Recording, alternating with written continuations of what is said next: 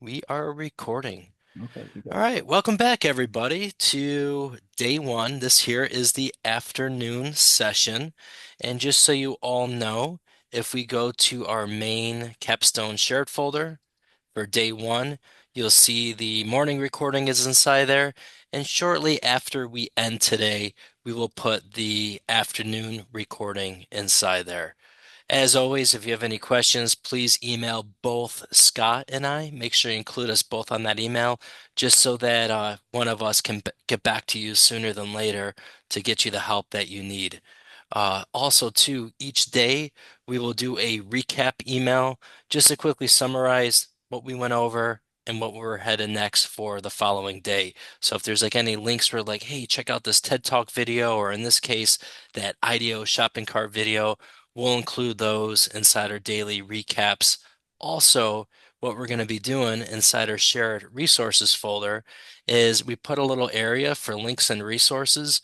So when we show like cool little videos or TED Talks, and everyone should be able to have access to this. So if you do want to add anything here, feel free to do so. But we'll be talking about little, we call them edutainment pieces for our capstone class that we'll be putting inside a little shared resources folder. And I'm sure you all have great resources that you'll be able to add here. But both Scott and I will be putting things in our individual folders, just so if you have any questions on any of that, that will be available to you. Now, not to think too far ahead, but just so you know, when you start doing things on your own time, you're going to see some questions and you're going to see some re things referred in the curriculum to this EDDPSR. And what that EDDPSR, I call that alphabet soup. First of all, you need a magnifying glass in order to read this. But this actually came out, this was, geez, back in 2011. And I did some work with this committee. It was actually down in the University of Maryland, but they were really hoping that this capstone class at the time, engineering, design, and development, would be the ticket to give students AP credit for engineering for this Project Lead the Way class. And as we know here, what Scott went over, what EDD, what Capstone's all about, is every student's going to work on different projects. So it's really hard for a way to figure out, how can I grade one team if they're working on a project related to dogs, and another team is working on a project related to mountain biking, or whatever the topic may be. So that's where they started focusing on these elements. And I know Scott showed us the flow chart of all these different elements, element A, element B, element C, and you'll start to learn like what these elements are, like identification and justification of the problem. Element B is looking at current and past solutions. But what this rubric was a way that no matter what the students were working on, you'll be able to say, all right, we have the dog group, we have the mountain group, we have some type of, I don't know, surfing group out there, beach group out there. No matter what the project is, we should be able to look at what they did for each of the elements. Because in reality, it's these elements are the different steps of the design process that gets them identifying the problem to coming up, testing their final solution. So you'll see these different point values inside here. No points, which is 0, all the way up to 5 points. And one thing I learned, and there's some examples that we pulled out, and you'll also see these in the E3 curriculum, but we pull them out just so you can look through them and, do what you want with this rubric. But one of the things I didn't realize was a lot of those scored examples that you're going to see, some of these individuals were scoring 4s and 5s, and it was really, really good projects. However, a lot of those 4 and 5s, those are actual students from the University of Maryland who actually pulled other research universities. So some of those 4s and 5s are actual college students. Some of them are graduate students. So for me, if you're going to use this rubric, just know the three and the reason why they have this highlighted, because the three, that's like an A for a high school student. So some of the block questions are going to say, hey, let's reflect on that EDPPSR as a scoring rubric and use this to help come up with your own grading rubrics as we start going through the process. And Scott, is there anything that you've done before with this EDPPSR in your own classroom? Uh, no, I don't ever show this to the students. The five level. Well, did they change this to three levels? Yeah, they're still Yeah. using they're Oh, still oh, okay. kind of No, okay. stepping. This is the five levels. Yeah. Okay. Well, when they went to the new uh EOC for the other classes, they went to three levels. Distinguished, exemplary, proficient, and then they added um a fourth one. But they collapsed all the rubrics down to the three levels, and then they added a fourth one back again, and then they didn't correct them. I always liked the fact that it was the five levels. The everything that's in here was split out into individual rubrics for each for many of the lessons or the activities that the students were doing. So it wasn't this giant thing. And I it also went into uh, the jury response uh, document, and I like the fact that it's five. It gives you much better granularity in grading the students, because some of these things it's like, they had really good research, and it was presented well. Well, it's really two different things. They had good research, but they didn't present it well. They didn't have very good research, but they did a pretty good job of presenting what they had. So, having a lot more granularity to me was always a better thing to do. So, Yeah, so again, if you hear this alphabet soup, EDPPSR, this is what they're referring to as almost like a master rubric. So as we, these next 2 weeks, go through each of these elements, each of the steps of the design process, just think, hey, what is a high school student going to do? How far are we going to raise the bar for high school students?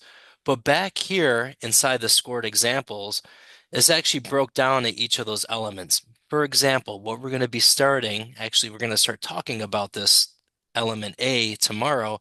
You can see what a scored example of a zero is. What a scored example of a one, two, three, four, five. So a zero for a student, this here is like an example is a scored example of a zero is right here. They just put a problem statement down. That was it. Yeah, they kind of identify the problem, but they have no justification here. It was just a little one page saying, hey, this is our problem statement. But there's much more in this element A that we're all going to learn here over the next couple days. You got to find and do the research. You have to go out there and find who your audience is, conducting surveys, speaking to experts, reaching out and interviewing individuals. So you can see, yeah, they barely did anything here for their element A. Whereas, oh, let's look at a five. This here's probably from a college level student. So let's look at what a score of a five would be. And you can see they have executive summary there. They have their market analysis here. They have some pictures of the problem that they're trying to solve. Just I'm looking already. This is to help people walk and people that are prone to accidents. I'm thinking about all of the science and the biomedical that can go into play with this type of project. And they have all types of research, all types of data here. It looks like they went out and they looked at other research articles. So they have lots and lots and lots of stuff.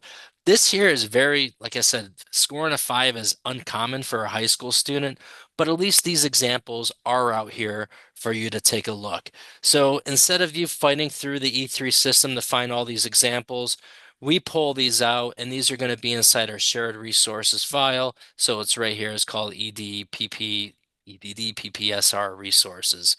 Wow, say that 10 times in a row, and that will get you tongue-tied there. All right, so what we're doing this afternoon, we're going to look at, first of all, how to choose a topic. This is probably one of the hardest parts for our students to do is actually go out there, find a topic, and choose your topic. But I want to make sure that my students are set up using their engineering notebook or whatever notebook you want to call this with their students. But before we start talking about how we have our students identify problems, this here is a great PowerPoint. I do show this with my high school students.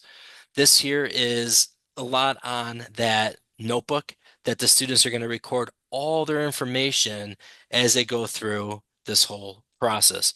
So again, if you're biomedical, if you're computer science, or if you're engineering, you may not call that the engineer notebook. You could call it a laboratory notebook inside there, but it's all going to serve the same purpose.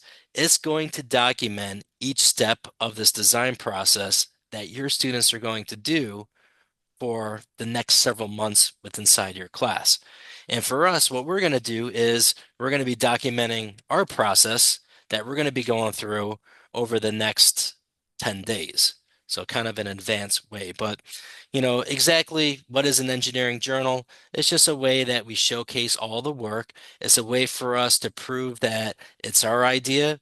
If it does happen, not the goal, but if we do end up getting a patent or we have to go to court with our journal, or talk to a patent attorney, that's going to be a legal document. And I know a lot of you are close by to industry. I was very fortunate because my high school is located between two IBM plants. IBM is not necessarily there as big as they used to be, but they're still there. But they would actually come over and say, hey, we still use, and they call it the old-fashioned journals. We haven't switched to the computer-based journals. There's reason why we still use the old-fashioned bound journals. So for students, and I know some teachers, they try doing the online journals and they just find that students just kind of copy and paste inside there. Where I find the bound journals is something they can take with them. It becomes their own. It's almost like they take it at home, they sleep with it at night. But seriously, they take this out if they're going to be interviewing different experts. Maybe they're doing something beach related. Hey, I'm going to go work on a beach related problem. I want to go out there and maybe talk to some experts, conduct some research. Well, I'm going to put that inside my journal. I'm going to take that with me because that's a lot easier to take with me than taking some type of computer or tablet where there's going to be sand and salt water inside the air. But every journal, and again, your students, the more you teach this capstone class, I always say it's like a well-aged wine. The more you do it, the better it's going to be. You're going to get some outsiders involved with your classes, and Scott and I are going to talk about different visitors that we have that come in our classes that can really help you grow your capstone class. So as I start teaching this class, I start talking to some of the other Project Lead the Way teachers. And I said, I really want all students to start using and learning how to properly use these journals right at the beginning of their high school career, their freshman year. Or if you have the Gateway program, maybe even at the middle school level, they can start using the journal. But we always make sure that they have an updated table of contents, all the items inside their journal have a date, a title, a page number on there. And I really feel that the quad ruled journals work best because it's great when it comes time to sketch, or maybe they're drawing different graphs out, maybe they're drawing different tables out. And there's some areas here that they can have it signed off by a witness. It could be you, the instructor, it could be somebody that they're out that's kind of obtaining outside help for their particular project. But I really want to get my students in the habit of using this journal. You'll see that these journals, we use ink. They put their signature at the bottom of every single page. Every page has a page number, has a title on it, has a date on there. We use ink this way they can't easily erase it. I don't use the spiral bound journals because the pages come out easy and they're never allowed to tear out pages or share this with other classes. So you may be taking another Project Lead the Way class, or even our students, they may be taking, say, POE. They're not allowed to share journals. I want this journal just to be for the work that they do inside this class and their project. Pages should be numbered sequentially. Again, all the pages are bound. They can't add pages. They can't remove pages. If there's any blank space at the end of their journal, so maybe they're wrapping up an element or they're wrapping up a particular area and they want to start a fresh page, well, they're going to go back and draw a line in that area just to sign off saying, hey, I closed off this area. So this way no one can come back in and add anything. You just don't want anything to be questionable if they do end up getting a patent. So we spend some time, we look at some some best practices and the resources. We put some example journal pages on there. So this is one of those PowerPoints that is worth showing your students. I know Project Lead the Way, some of their PowerPoints could be quite lengthy, like 80 slides long, but this one here is actually worth taking a look at it and having students identify where maybe the designer maybe did something wrong. Things like not using whiteout. Don't put Sharpie inside the journal to scribble out any mistakes.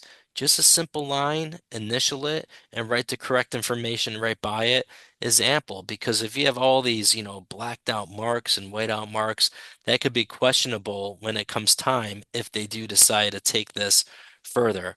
But you'll see that if they have little annotations inside there, if they have any sketches inside there, they're annotating it. They're putting dates in there. I think they forgot to put the year inside that one, but I think you all get the gist. It's what they do for their project. They're not, and I'm not going to be using my journal talking about what my team members do because this journal is what I did for the project. And we're going to be sharing some best practices as we go through each of the elements and talk about how we utilize the journal as we're hitting up all these deliverables within our capstone class. And some things too, and this is just kind of personal preference. For example, sometimes they have like little diagrams that just have to go inside their journal. So I allow them to tape those items in. But if they tape them in, I'm making them sign across the item that they're taping in over the tape onto the journal page. I know some people use the glue sticks. I just find that the glue sticks, at least in New York, 100 degrees one day, and the next day it's snowing. But I find that that glue just kind of gets weird with the humidity in the air and then it unsticks itself. Or if you use like the white glue, if you're using a cheap journal, and I know Scott, you spend a lot of money on your journals and it's really special for your students, but if I'm using the cheap journals, that glue is just going to leak out onto those other pages. Yeah, white glue has a very large percentage of water in it, and even though it dries, the pages end up like water waves. They're all wrinkly and everything like that. And I say the same thing about the glue sticks. They just don't last.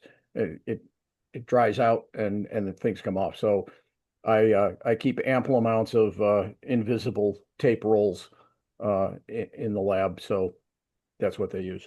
Hey, and if you're all making a shopping list too, that's good for this class. We'll be throwing just some items out there and we have an Excel spreadsheet, but definitely if you're doing your orders, get some clear tape. I don't know if you want to get like the individual like dispensers or if you have like a couple dispensers, get a couple tape dispensers and just buy some of that tape so this way the students can tape little diagrams inside their engineering notebook. Just having those available. Because you don't want them to go, oh, I would have taped it in, but oh, I don't have any tape. Because you know how they can be excuse makers. Bottom of the pages, you're going to see the names down there and the date. Sometimes some students that go out there, they meet with different experts. Maybe your school has some type of committee, an advisory board we used to have, and you have some engineers inside there. They used to come in and really be involved with the students, and they would kind of look at their journals and they would kind of sign off on their journals. But at the end, we had to make sure that they had their journals, they kept them in a safe spot. I really get them to understand the importance of these. And I think only one time I had a student lose their journal, and that was because their backpack got stolen. And I don't know how, but the journal was the only thing inside the student's backpack that had his name, address, phone number, email address, contact information on it. So when they found the backpack, the journal was the only thing that identified whose bag it was. So I know in orientation, we had a little video on how to set up the journal, but that's why it's important that the student puts a couple pieces of contact information on there in case if it does get left behind or lost. A lot of sketches. Scott, I allow my students to sketch in pencil if they go over in pen after. I don't know if that's Yep, something that your same students thing. do as well. Yeah, that's old school drafting practice. When you were working on a drawing board, you would do the whole thing out with your pencil, and then once it was all good, then you'd come back with the inking pen and ink over it. And as long as you don't drop the ink on the page, which I did once on this very elaborate drawing I was doing in high school. Fortunately, I had a very understanding instructor, and he said, "Yeah, okay." But Yeah. And again, if your students can't draw, if they haven't had a drafting class, even for us, some of us, we're not artists, we may not be mechanical draftsmen or draftswomen or anything like that. But if you can draw basic shapes, even stick figures, but if you can put little annotations by it, that's what we're looking for. And that's what I want to do. I want to encourage student creativity. I don't want them to be left out or left behind because they can't sketch or can't draw. But again, calculations are going to go inside here. If they're working with maybe a science teacher, physics teacher, and for the biomedical folks or even computer science, maybe there's like a chunk of code in there that they want to just, maybe that's a lot of code to write out, but maybe there's little snippets in there that they're going to be referring to. Those are examples of things that will go inside your engineering journal. But at the end of it, always tell our students you want it to be neat, you want it to be accurate, you want it to be legible, because a sloppy journal that's not thorough will not hold up in court. And I know that's just kind of a little crash course there, but there is some more journal resources, and we'll talk more about journals and how to grade these and some things to look at and different techniques that Scott and I use. It's actually something we'll be talking about later on this week, and we'll provide you some rubrics that we came up with. But industry comes to the school, they still use the journals, and sometimes they'll even bring their journals in so students can kind of check it out because the computer-based ones, I just find students copy and paste. But we're not the police here, so we're not Project Lead the Way police. If you have a better way that you want to do this with inside your schools, or if you're going to call it something different, by all means, at the end of it, they're all going to save the same purpose. They're all going to document the journey. But these journals, much different than what goes in their either binders or portfolios. The journal, when we start doing research, they may find some good research articles and they're going to have to critique some articles. So they'll use their journals to kind of do like an outline critique, just kind of like some main bullet list, and they're going to list in whatever format you want to use, APA, MLA, whatever you're using within your program or your school, but they're going to list all that information inside the journal. Then they type it up in a Google Doc or they type it up using a template. So this way they have the research in the journal and then they would actually type up the document more in depth. So it may seem like they're repeating a lot, but again, kind of like that graphic we showed of the brain pointing to the journal, then the arrows going out to like the documents, the productivity software.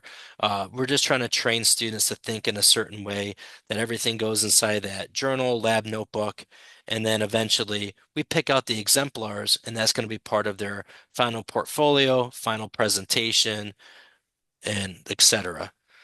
But yeah, so that's kind of where this journal comes into play, and we're going to be talking more about it over the next couple weeks. But Scott, anything else that I'm leaving out on that engineering notebook?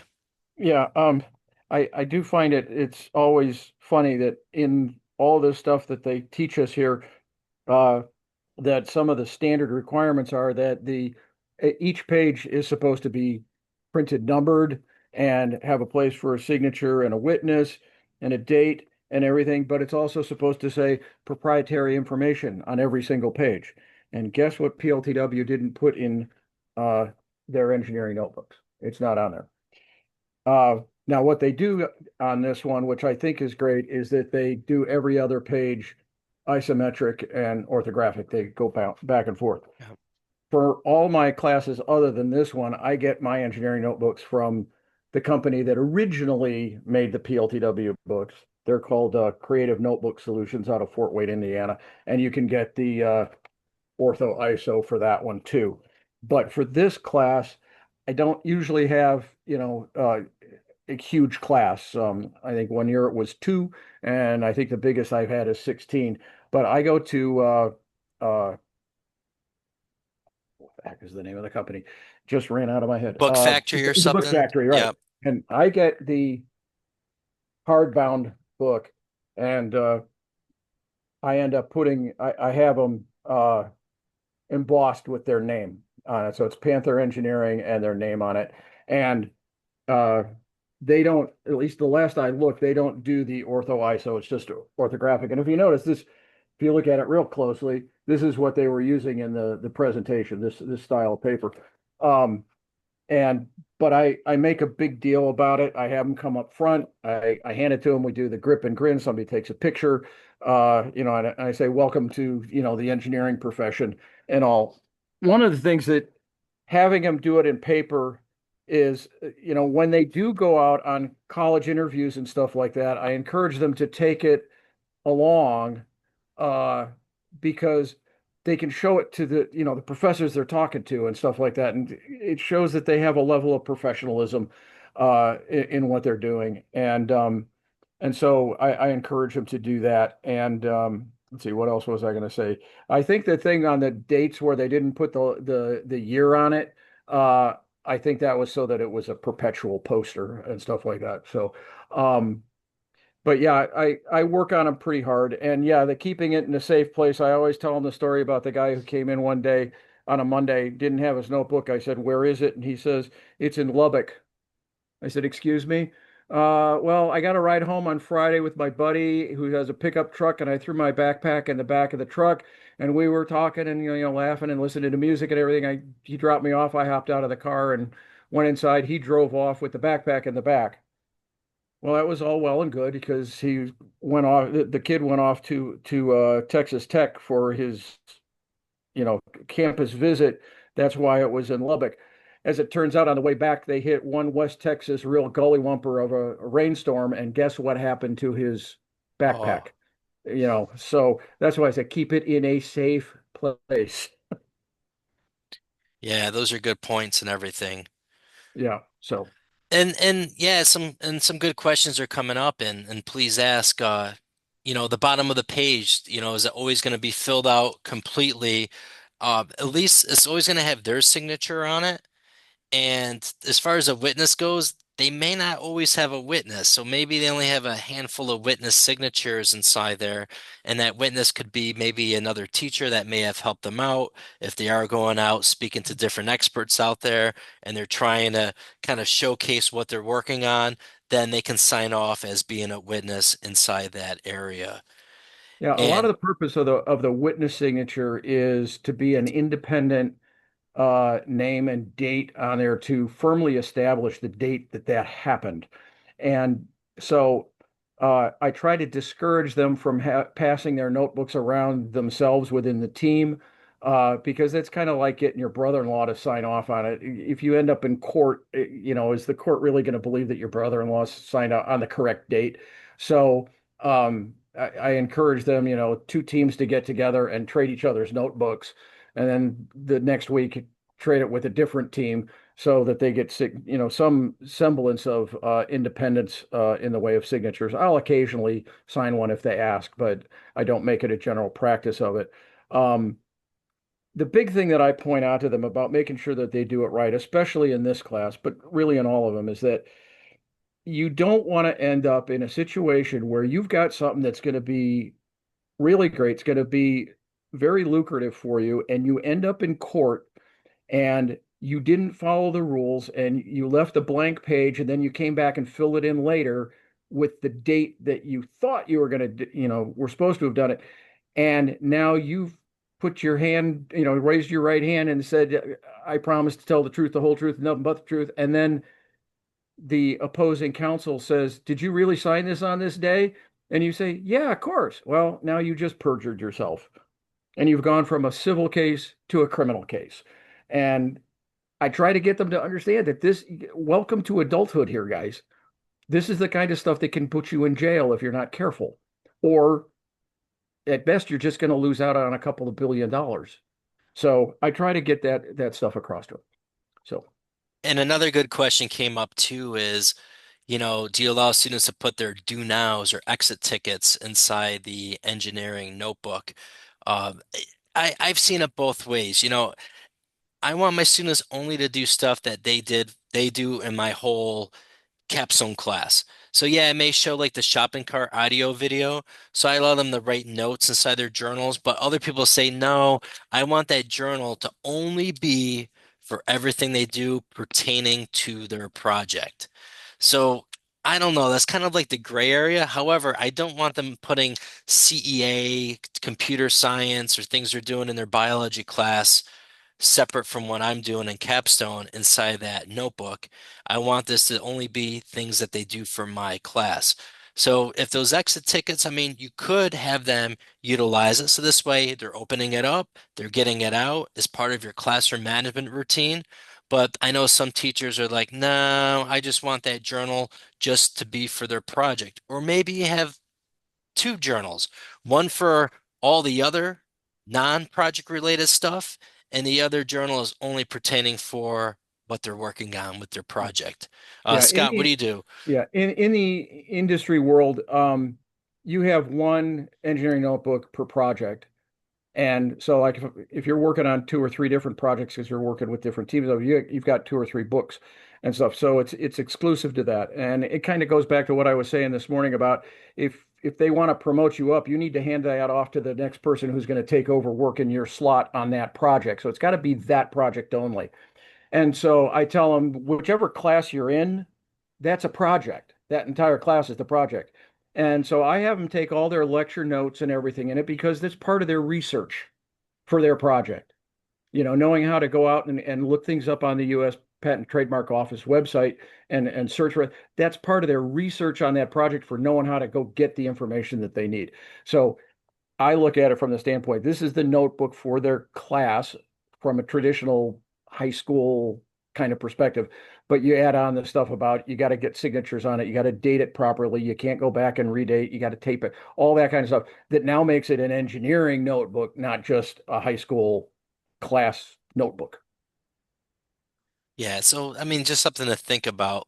Hey, while we're going through these elements over the next 2 weeks, do you want your students to have like a separate notebook just for their project and then another notebook where they can kind of keep everything else inside there? I have a three-ring binder that the students they put a lot of like little templates inside there, little assignment type papers, course outlines. That's what they put in the binder. But it's really it kind of depends on your own strategy there. Hey Sarah, you have a question? Yeah, one of the examples that you showed us of a page of an engineering notebook had, I think, notes with like several different dates on it. And you were mentioning, yes, this one here. So what date would you actually put at the bottom of that page if you're recording things over a course of several days? The day you sign it. Okay, that doesn't have to be necessarily the day that the information was recorded on. Correct, because you think about it, when you went in, bought a house and signed those mortgage papers and everything like that, when did you sign it? You signed it on that day. It's a legal document. So you know, you can't have finished it yesterday and sit down and sign it today and say it was the 20th, right? Because now that's a lie. You didn't sign it on the 20th. You signed it on the 21st. So that's why I tell them that when you get to the bottom of the page, sign it and date it right there, then go on to the next page. Then get a witness as quickly as you can afterwards. Because really, it's the witness signature. If you've got a truly independent witness, the witness signature is when it actually establishes the legal date of it. But you can't lie on it either. Does that make sense? Yes, thank you. Sure. Yeah. I started doing things where and again, it's just my own personal the way that I was trained. I just want one each class is like a new page on that activity that they're doing. So if I'm starting problem identification today, yeah, I'll put today's date on it. But then tomorrow morning, I'm going to wrap up problem identification. So I wrap it up. I can put the date on there. But if I'm starting something new, like a whole new topic, I'm going to close off that page. I'm going to start to a fresh new page and put that new date right up there at the top. But you'll start to see as we start going through these elements, how this may look within your class. But as long as whatever format you choose, as long as you're being consistent, legible, and thorough, that's what they're looking for. Anyone else have any other questions on the engineering notebook? All right. So where does this all come into play? Where all this comes into play is we now want students to start thinking about, what is it that they want to work on for the rest of the year with inside their capstone class, with inside their own capstone experience. Yeah, there's biomedical students in your class, there's computer science students, there's engineering students. You're nice and you allow the students who may have not had any other Project Lead the Way class, but maybe they've taken some other type of elective classes, or maybe they excel in some other core areas, maybe some business classes, art classes, whatever it is. They all have their own expertise and experience that they're going to bring to the table. But one of the hardest things is having one of the students figure out, what the heck do I want to work on? On top of it, trying to figure out what I want to work on, how am I going to get other students vested in what I'm interested in? So really, what we want to do is just start brainstorming possible problems, possible topics, and possible ideas. When I used to do this training at Duke University in the summer, the dean, she was so nice. Uh, Dean Martha Roy, she'd come in and say, "Hey, everyone, welcome. I love Project Lead the Way. I love what you do in your classes as teachers." And she says, "I give you all a lot of credit, but hey, maybe one of you for these next 2 weeks can work on some of these global challenges, like cures to cancer, clean drinking water." And it's like, and we would kind of chuckle as instructors because we're like, we're not, I mean, well, maybe we'll come up with something, but highly unlikely with our 2 week training, someone's going to come up with a solution to one of those main grand global challenges out there.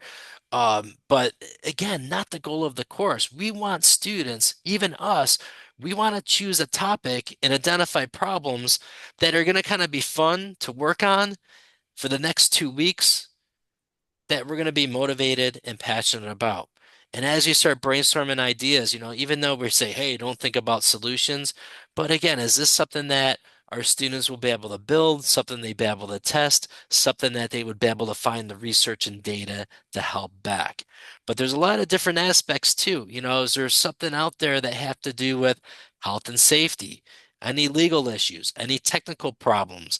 Is this something educational, something related to economics? Economics could be tough because a lot of times students are just trying to make products better so it costs cheaper. And I said that's kind of different in this class, because at the end of it, one of the elements is kind of like after capstone. If you do want to get a patent, if you do want to get this thing manufactured, there's companies out there and there's people that are going to help you make your product cheaper and help you with the manufacturing aspect.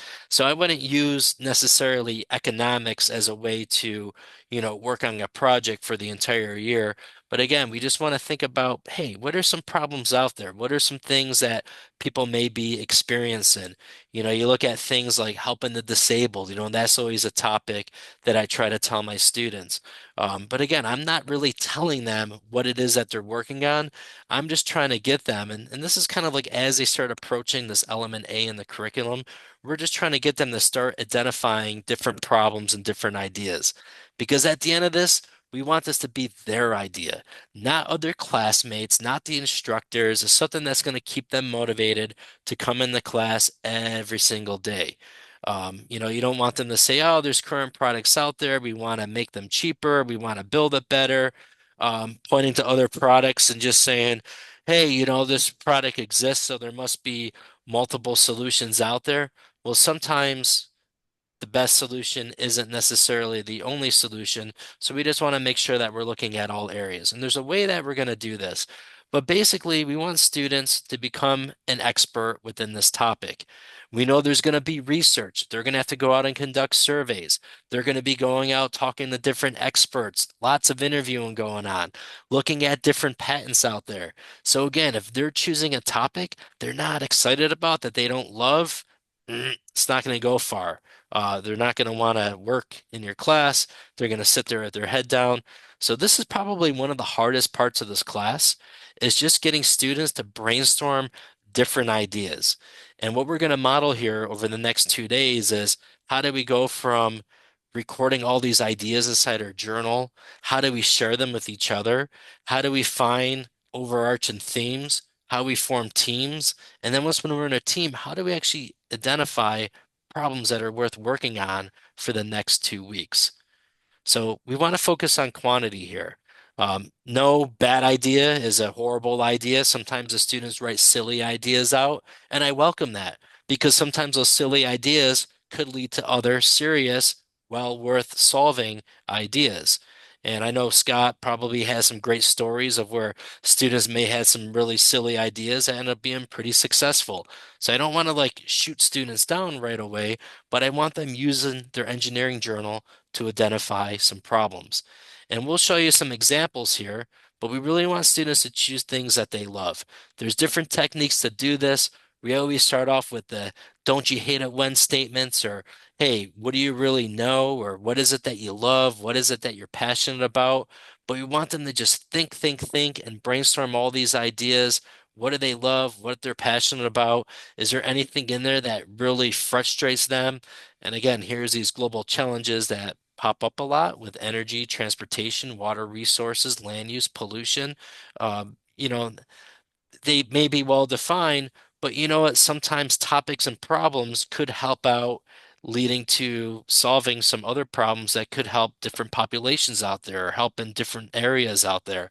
Especially if you're kind of in like the biomedical science area, you start looking at different pollutions and maybe things with like, yeah, clean drinking water, that could start tying into engineering and that could start tying into some of the computer science aspects. So sometimes the topics we brainstorm could touch base a little bit with these global grand challenges. But this slide I like showing my students. I always tell them, look at these past EDD projects. For example, if you look at that ice cream cone up there on the top left, and they'll kind of be like, what is that? Why does that look funny? And then I'll say it's called the sip and drip. And I'm like, what do you think the don't you hate it when statement is? And they're like, well, duh, Mr. Butler. You go get an ice cream cone, you're in your hot car, and you start eating it, and all of a sudden the ice cream starts disintegrating, it turns to mush and is leaking all over your shirt, seatbelt. I'm like, all right, so you can see where this design here kept everything from leaking all over your hand into that little drippy container. So, hey, that's genius. Or this fertigator here. Looks like there's a garden hose hooked up, and I'll ask the students, what is this solving here? And a lot of them won't know. And I'll say, well, did you know that most people and golf courses, they have to fertilize your yards or even gardens? It's not just grass, it could be gardens too. But this particular EDD capstone project, little unscrewable area, you can actually put a couple scoops of fertilizer inside there. So again, what is the problem here? Well, I think the problem is some people either under fertilize or over fertilize, or maybe they don't have the right ratio of water and fertilizer. So I guess the fertigator helps solve that problem. So these are all real EDD projects, and some of these you kind of laugh, because they're older projects, but looks like a team like baseball and softball. So they had a practice pitch return. We have the visible toaster. What do you think that little glass window does? And then the students would be like, oh, I try to get them to laugh a little bit, but they're like, well, don't you hate it when you burn your toast because you don't know how well done your toast is? You kind of stick your eyeball out there and you're looking down the toaster, and all of a sudden your eyebrows get burned off because it's so hot. So again, we're dealing with safety here. The visible toaster helps solve that problem. So again, these are just little fun projects out there. Did any of these get patents? Maybe. Are they bit bad or silly ideas? No, they're just different ideas out there. But I like to just show these where students can kind of take a look at what problem are these solving? Where do you think the don't you hate it when statement came from? The snowplow proof mailbox may make sense to people that live in the Northeast, but people in Florida, maybe Arizona, they don't really get it what a snowplow mailbox was. But that was a EDD project a few years ago. But again, I just spend time identify problems. You could bring little gadgets in. You can do something like Gadget Friday, where you bring in these gadgets in, you pass them around the room, and they're trying to figure out what it does. And you're like, hey, that's a clip that you clip into the vent of your car, and you could put your little ketchup packet inside there, your little dipping sauce inside there. So if you're going to eat French fries or chicken nuggets when you're on the road, that little clip that you clip into your vent, that's going to allow you to dip whatever condiment you want to put inside there. But again, just examples that students have worked on in the past. They're not great, they're not horrible, they're just examples out there. And actually, that no mess urinal that came out of one of my classes, and that was an idea that I said, guys, we're not doing anything on urinals and public restrooms. And they're like, but you said we can do whatever we want. I'm like, no, because I know this capstone process. We got to take photos and you got to be doing surveys. And I don't want you hanging out in bathrooms and taking pictures. You'll get arrested for that stuff. Where they're like, no, no, this is a true problem. Look, we have research and data on it. And then before you knew it, they were working with Kohler Kitchen and Bath on their design and working with real engineers. But this was something that I'm like, oh, I don't think this is going to go anywhere. So it started off as a silly idea, and it got really serious when they started doing the research and the element A justification stuff, and it really helped them help keep that project on pace. And some of my students in there, they got some scholarships off of their idea. Uh, Scott, before we start getting into problem brainstorming, I mean, what do you do with your students to really get them to start thinking about possible topics and ideas?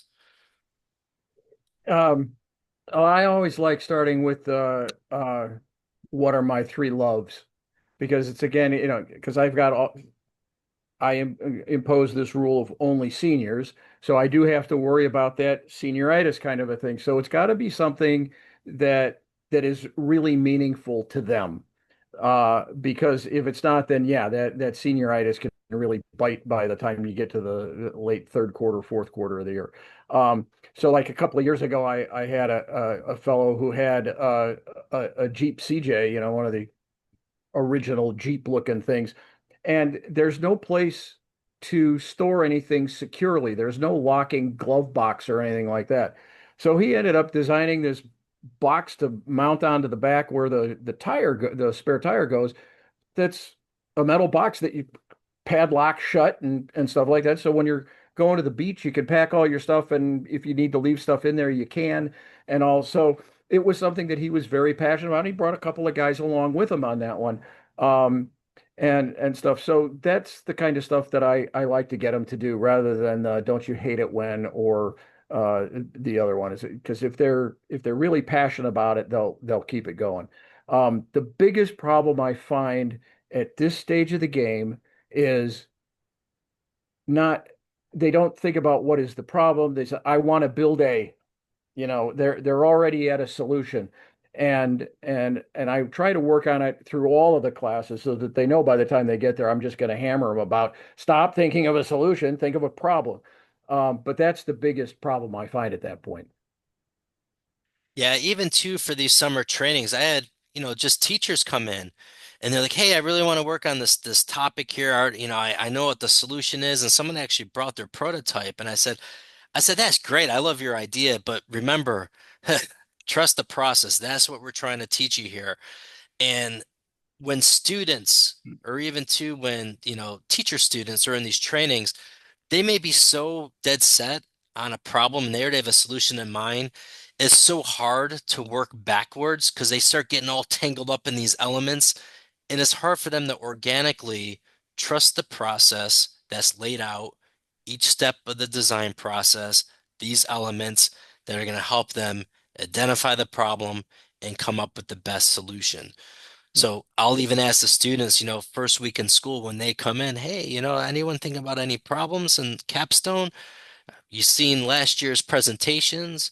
I know you know what the course is about by now, but anyone have any good ideas? And I just let them just kind of talk about their ideas. Oh, how would you solve that? Well, then they start talking. And I say, okay, just kind of keep that in the back of your mind. But again, within our class, we're here to learn the process so that on your own, if you do have any of these great ideas too, or maybe you may not get your first choice topic that you really want to work on, that's okay. We're just here to go through each step of the design process so you know it, you've done it, this way, on your own, whether you're in college, after class, even too, maybe while working in this class, you have your own idea that you're going to be going through independently. Hey, you now know the steps on how to go through from start to finish, following the process, following the elements to come up with the best solution. And that's really our main objective of this class. If they get Shark Tank, if they get manufacturing done, if they get patents on there, that's all icing on the cake, but it's not going to be the norm for our classes. Anything else there I'm missing, Scott, before we start our own problem identification?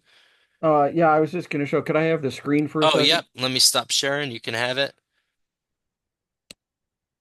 So I'll get this in a place where you guys can get it as well, or I'll put the link in. Um, but oops, come on, go away, go away, go away, go away. All right, we don't need this to be. There we go. So I just I just Googled the UN challenges uh graphic. And so I got this. So these are the 17 sustainable development goals that they're working on, and you could go further than that. So I will usually put this on a paper that I send to the district print shop to have it printed in a half sheet in color, and that way they can drop it in their thing, in their engineering notebook. Remember what I said this morning that, if they've taken any of the other PLTW engineering courses, at least, um, they've done steps 2 through 6 through everything else. They've never done step 1, and that's why it's so important to uh, hammer into them, and I mean literally hammer into them as hard as you can, that stop thinking solution, think problem. What is the problem? And go from there. And it makes for a much better thing. And the problem with them coming in saying, "Oh, I want to build this," da, da, da, da. And say, well, you're going to end up in a team. And if the other guys don't want to, guys or women don't want to do that, well, now you're stuck. But if you write it up as a problem, you might end up getting towards that, and you might even get a better one if you do it that way. So stop thinking about what the solution is. So And I do an activity. it's A the lot of hardest part. this, It's the hardest part. it is the hardest part. And because I'll sit down, all right, open your journal, everyone. And the students open their journal and I'll write, hey, write down some things that you really like. And they'll go, my phone. I play football. Okay, great. And they only have 2 or 3 items on there. They've have never had to identify problems before. They have never had to write anything down. And this was the hardest part is what is your EDD? What is your capstone topic? If you're in the biomedical, if you're in the computer science, if you're in engineering, all three, I want them to start really figuring out what is it that they like? What makes them tick? So I was working with Dale Colson, and Scott, I know you're Dale Colson. He's one of the original creators of this It capstone was, yep. class with Barry Whitty. So Dale Colson's down in Mercedes, Texas. He just retired a couple years ago. Barry Whitty's up at South Colony in New York. But they taught me this. They said what worked best for them, and this is what I started using, and it works. But I tell them, hey, imagine you're at the airport and you're ready to board a 12-hour flight. So you're all excited, you have your bags packed, you get to the airport, you make it through security, and then you're pretty soon 45 minutes away from boarding your flight. And all of a sudden, the gate agent says, hey, just to let you all know, we're cleaning the aircraft right now. We're getting ready to board. We're going to start boarding here in about 45 minutes. However, we just want to give everyone a heads up that we don't have any Wi-Fi or in-flight entertainment on this flight. So, oh my gosh, an 8-hour flight, 10-hour flight, whatever hour flight it is, they have no Wi-Fi entertainment. They're going to be freaking out. Oh my gosh, I can't live without my phone. I have no iPad. I have no streaming media to do. Well, this is how I start them thinking and identifying problems.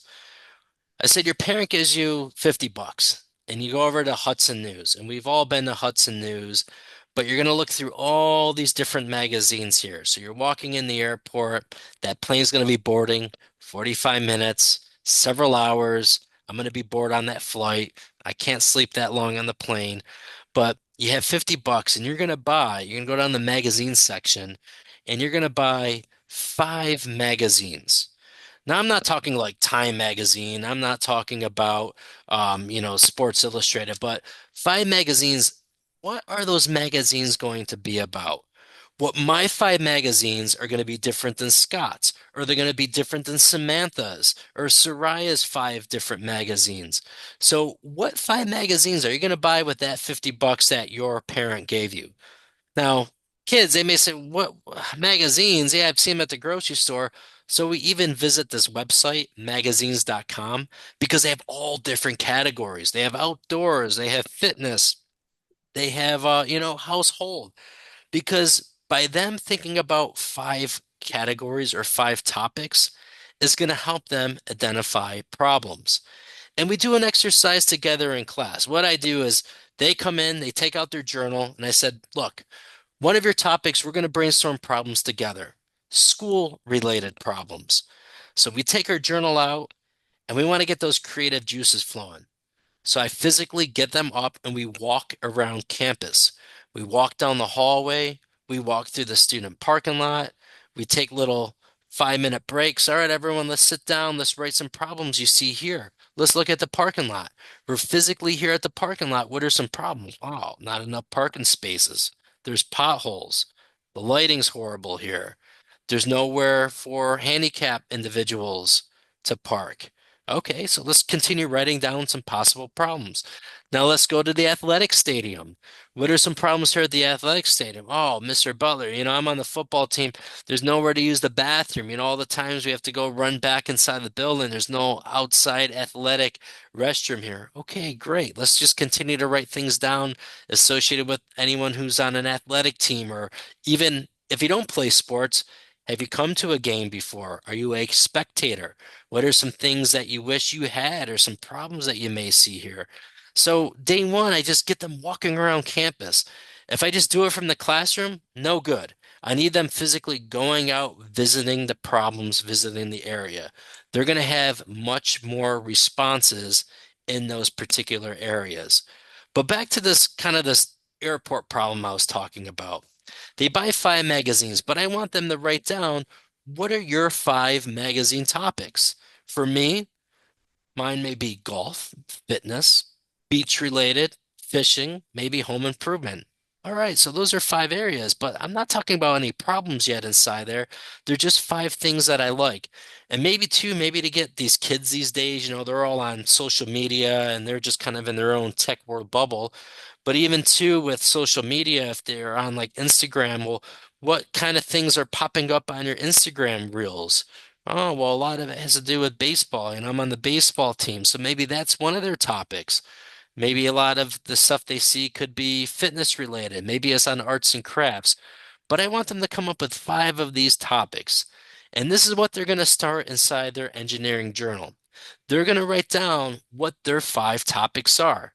So in this case, for me, if it's golf, fitness, beach, household, I remember COVID-19 was a big one. That's why I had that up there back from the COVID-19 eras, because there's a lot of limitations back during COVID. So that actually became a lot of my students' topics, especially when we were doing remote learning on COVID-19. But whatever the five topics are, I want them to start identifying some problems within each of those categories. So if they have their golf problem, well, what are some 3 to 5 problems related to golf? Well, I know one of them for me is teeing the stupid golf ball up on that golf tee. As soon as I get that golf ball up on there, I go to the cart, I grab my driver, that stupid golf ball just falls right off the golf tee. Or I slice the ball, it goes into the rough. There's snakes inside there. If you're in Florida, you're probably dealing with alligators. Finding a way to retrieve golf balls is difficult, especially dealing with rough. So that's a problem. Even just beverages on the golf cart. If I'm actually on the golf cart and if I have some type of beverage is spilling all over, it's getting the scorecard right. My golf partners are complaining because my root beer is spilling all over their golf shoes. So again, it's not just the golf game itself, it's everything else that surrounds golf. So all that would be listed on my category. Dealing with fitness, clamping weights on and off, that could be a challenge at times. If you're doing time workouts, that could be a major issue. Sometimes when you're out working out, you're doing some box jumps or something, you cut up your shins when doing box jumps, even storing jump ropes. So you just get them thinking about these topics because you want them to actually take that journal with you. I'm going to take my journal when I go golfing and I'm going to write some ideas down because I can only think of so much just here from my desk at school. But if I actually go out there and visit the problem, I'm going to brainstorm some ideas. And that's going to lead us into our brainstorming activity. So you can see here inside the engineering journal, and this is something that we're going to be doing together. And we're going to be, if we were face to face, we would physically shut the lights off, lock the door, and just make you all walk around campus and just identify problems. But part of your break time is to identify some problems. And some of you may have done some of this already for kind of like that orientation. And thank you for doing that. But we're going to be adding to this as well. But I want you to find at least five different themed areas. Four or five different topics is fine. And just identify problems within those topic areas. If it's household, a lot of things will be household. Watering plants, cleaning window openings, cobwebs, cleaning clutter outside the balcony. The outside air conditioner, my neighbors, all I hear it is so loud. It startles me all the time. Keeping track of bottles and cans in my garage because we have 5 cent container deposit in New York. So, oh yeah, I mean, I got to sit there and count them all the time. I wish there's a better way to count those. But again, if you look at my sample problems here, not one of these is leading toward a solution. I'm not saying I want to invent an automatic uh, windshield washer scraper. It just is very basic. It's identifying the problem. And that's kind of what we're going to have you all do here in a couple minutes when we start approaching our break time. But Scott, anything else that you do with your students to help them identify possible problems?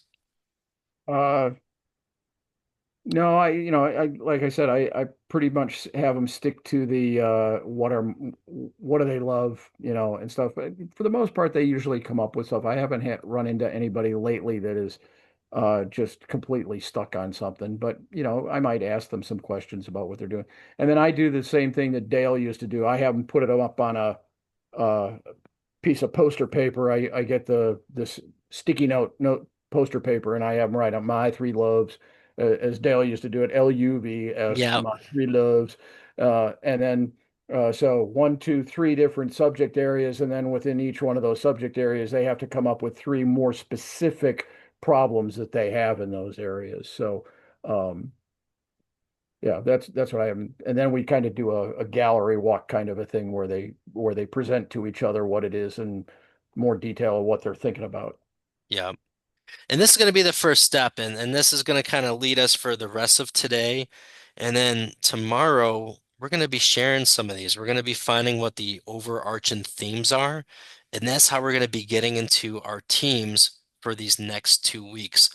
But before we do any of that, I have just a couple minutes after 5 o'clock right now. But what we're going to do is we're going to have you. You're going to be taking a break. After your break, walk around your neighborhood, walk around the house. If you have a park close by, go for a little drive. And again, we do this during face-to-face training. We literally kick everybody out and we say, hey, go disappear for half an hour. And when you come back, we want to have some possible problems inside your journal. This is individual. My students are doing this individually. They're not looking at what their other teammates are doing or other classmates are doing. They're doing this individually. So what we're going to have you all do is we're going to have you start a new page inside your journal. If you already started this, if you kind of looked at what we did for orientation there, feel free to add problems on there. But you're going to put today's date on here, which is July 21st, 2025. The title of this page, problem identification. You could do the don't you hate it when or what you love or gee, I wish I had statements. But think about 4 or 5 topics. 4 or 5 topics. What are your 4 to 5 topics out there? What are your 4 to 5 topics? And then try to list 3 to 5 problems in each of those topics. They could be silly because you know what? Some of those silly ideas, it may just spark that part of your brain that's going to come up with other ideas. You just want as many possible ideas as possible. So we want you to just kind of get out. You can shut your cameras off, but we're going to be reconvening at 5:40. So that gives you a good 35 minutes to take a break, walk around, grab your coffee, walk around the neighborhood, but you're going to brainstorm those ideas inside your engineering journal. So when we come back for wrap up, you should have a pretty decent list going on that page inside your journal for problem identification. And as we wrap up today, we're going to show you where this list is going to go and how this is going to pan out for tomorrow. Scott, anything else before we let them go out and identify problems? Nope, everything sounds good so far. All right.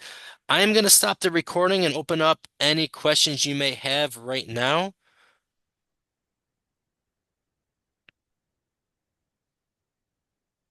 All right. We will see you back at 5:40. Get out, stretch, walk around. Scott and I will be here if you do have any pressing questions in the meantime. But we'll be coming back at 5:40 for wrap up, and we'll talk about the next couple steps. Get out there and get those creative juices flowing. Scott, I'm gonna hit the restroom real quick. Give me one Okay. sec.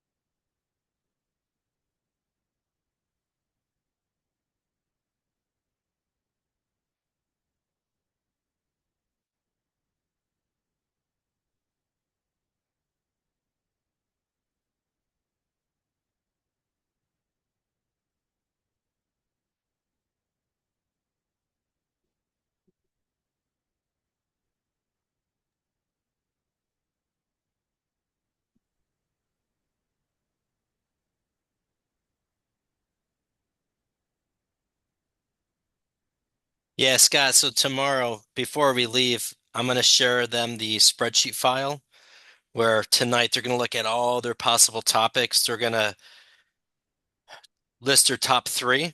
And then tomorrow, we're going to look at where the common themes are. So if we see things that are pets related coming up, beach Right. related, Yep. and then that's how we kind of get in the teams. Yeah. And again, it's just 2 weeks. It's not like, like our kids, they're going to be married to the same project for 9 months. So Yeah. Yeah. Yeah.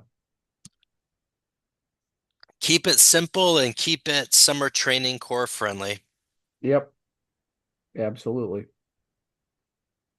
I was just putting together something for both this class and the last one. My some of the vendors that I use often.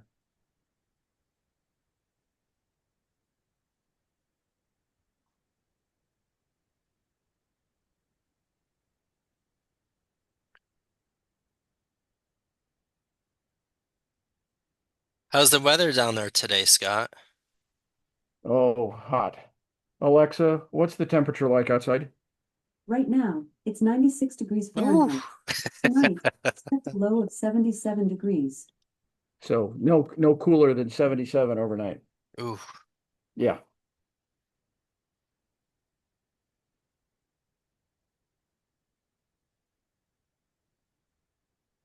Alexa, tell me an engineering joke.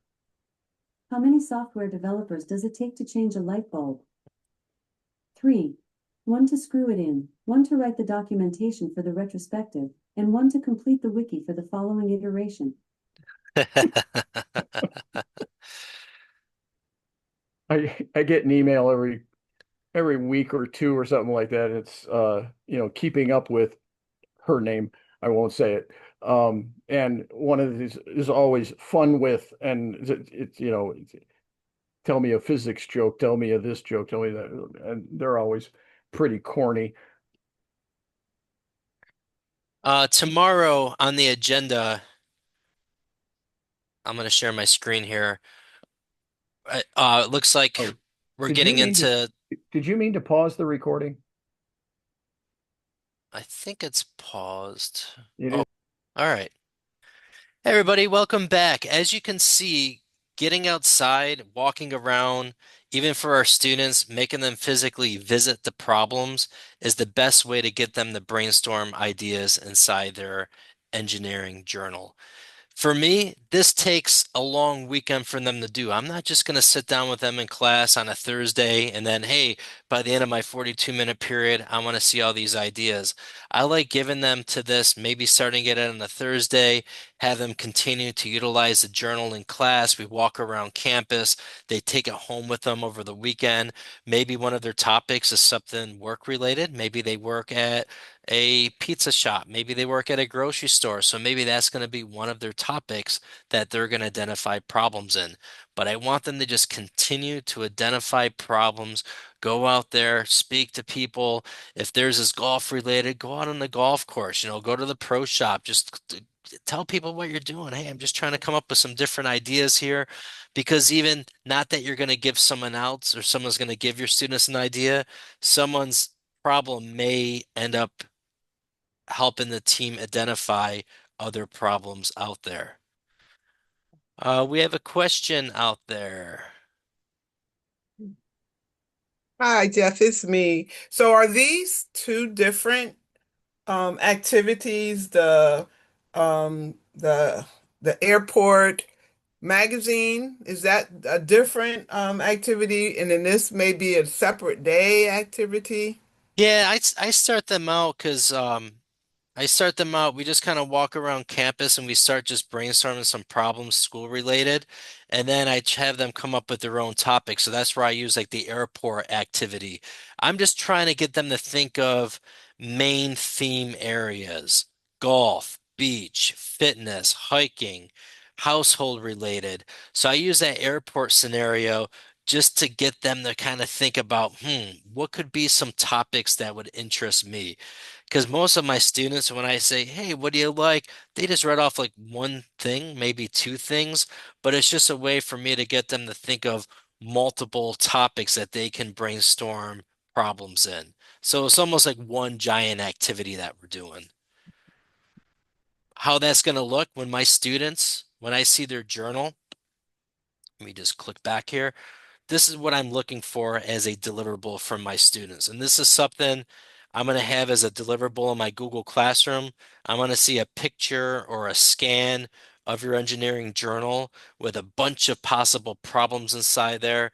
So they're going to have their, 5 topics. I know this example just has 4 topics, but they have a bunch of problems within those topic areas.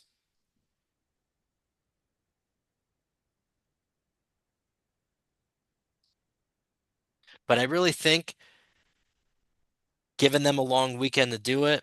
Yeah, we may be doing other things in class. We may be showing them how to do a resume, or maybe we're doing something in biomedical or computer science. But, if there's some downtime at the end of class, hey, everyone, let's get back in our journals. Let's continue to brainstorm possible ideas inside that journal. Now, what's going to happen tomorrow, we're going to model what do we do with all these ideas? How do we even go out sharing them? What does that look like for our students? What does that look like for us online? Um, for wrap up, though, please continue to identify more problems. Continue going out, researching. Maybe you are going to play some golf tonight, so maybe your topic is golf related. Maybe you like kayaking. Maybe you like biking. Maybe you like rock climbing. Maybe you're going to do something fun after class today. Please do. But maybe one of those things you do for fun is going to be one of your topics, but continue to write down some of those problem ideas. Because where this is going to lead to, what we're going to ask you to do, not right now, not right after class, but later on tonight, as you let all these, I keep saying, creative juices simmer inside your brain, I'm going to be emailing out a link to a shared spreadsheet file.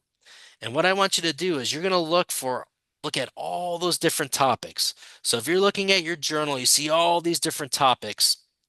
I want you to say, what 3 topics do you think I can share with the rest of the class tomorrow that I think, this could be something that could be fun to work on for the next 2 weeks? Probably something that I could have the resources to build if I wanted to, even though we're not requiring you to build any prototype, but maybe you do. Something that you may find research on, something that, would be able to possibly test. But look at that list. When you continue to add to the list, choose 3 of those items, and you're going to be putting those in a shared spreadsheet file. Now, I'm going to email everyone in just a couple minutes with a link to this shared spreadsheet, but this shared spreadsheet is going to have a spot for you to write what your possible problems are. And it doesn't have to be in full-blown problem statement format. You can just write, for example, taking everyday items to the beach is challenging and cumbersome. Too often, golf balls cannot be easily retrieved from the rough. During time workouts, taking on and off weight plates is time consuming. So I'm like, hey, well, beach related, obviously that's a beach theme. I have something golf theme. I have something fitness theme. So tomorrow when we come together, we're going to have a spreadsheet filled up with everyone's top 3 ideas. And part of tomorrow's activity that we're going to do together during our cohort connection is we're going to find some common themes that are going to be popping up over and over again. And that's going to help us form teams tomorrow. So again, continue to identify problems within your engineering journal. But when you hit that brick wall, when you can't think of anything else tonight after dinner, choose 3 of your top ideas and you're going to share them inside our shared folder. And I'm going to email this out to you all in just a couple minutes during our little recap email. But this is going to help us get into teams for tomorrow. Some other housekeeping things, we have a lot of stuff in that day 1 folder that Scott and I went through. We also talked about the engineering journal, brainstorming some ideas. Again, we're going to email that spreadsheet link to you all. So you're going to choose 3 problems and share them in that spreadsheet. And that E3 professional development area, the block questions. What we did to help you all out, because we know this class isn't like any other Project Lead the Way class, but Scott and I are putting together a little resource. It's called E3 Block Submissions Tips and Guide. Each day we're going to update this. So this is to help you do some of those block submissions. So there's some things in there, one of the things in there is you can put like your bio in there. You already did your video if you did the video. If not, just type it out in the bio, but you can just provide a link inside there. Then we get into block submission one. It's going to ask you questions pertaining to your background, if it's engineering, computer science, biomedical, or maybe you do have some other background outside these three. Well, there's some different examples and scenarios that want you to kind of reflect on based off of your background. And then there's that alphabet soup, EDPPSR, that scoring rubric. There's a question on that, and it pretty much just asks you, like, how would you use some of that with your students? You can use that element A as an example and just talk about how you can pick and pull from that EDPPSR and kind of make your own rubric over that. Feel free to look at some of those examples on there. But every day, Scott and I are going to be updating this just to kind of help you out with some of those block submissions. And don't freak out because sometimes those block submissions, you just can't do them yet. But trust us, as we go through the process, as we start getting into teams and working on some of our team deliverables, you'll be able to do some of those submissions within your team as well. So hopefully we didn't stress anybody out. We know that Capstone is kind of open-ended design. It's tough sometimes with high school students trying to get them to identify problems, but we're going to kind of go through everything with you on how we would do this with our own students. If you did not get a chance to watch that deep dive shopping cart video, or if you did, that is exactly what your capstone class is about. How students identify a problem and they work through a whole process to come up with the solution. I think that's an awesome, awesome video that really showcases a great exemplar of what we're going to be doing with our own students. Scott, before we wrap it up, any other housekeeping announcements? Not that I can think of. You are so very thorough with your little PowerPoints here. So, Oh, thank you, Scott. I'm just trying to make it easy for you all. And Scott and I, we worked with each other before, and yep. we've done several online trainings, so we know how we just want to make this as easy and as clean for you all and kind of cut out some of the fluff here just to manage your time. But with that Especially said, for, yeah, I'm gonna especially for those who are doing two classes